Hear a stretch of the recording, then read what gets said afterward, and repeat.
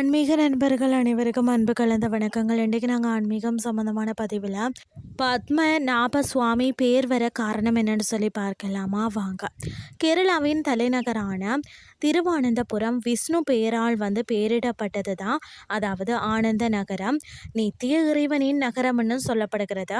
பத்மநாப சுவாமி என்று அழைக்கப்படும் இந்த கோயிலின் முதன்மை தெய்வமான விஷ்ணுவின் தொப்புள்ள இருந்து பூக்கும் தாமரையின் மீது அமர்ந்திருக்கும் படைக்கும் கடவுளான பிரம்மாவின் தோற்றத்தை கொண்டுள்ளது.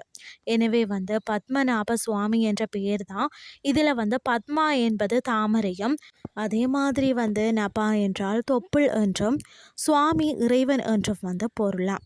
இங்கே பார்த்தீங்கன்னா பத்மநாப சுவாமி ஒரு சாய்ந்த, அதாவது ஆனந்த சயனம், அதாவது நித்திய தூக்கத்தின் நிலை.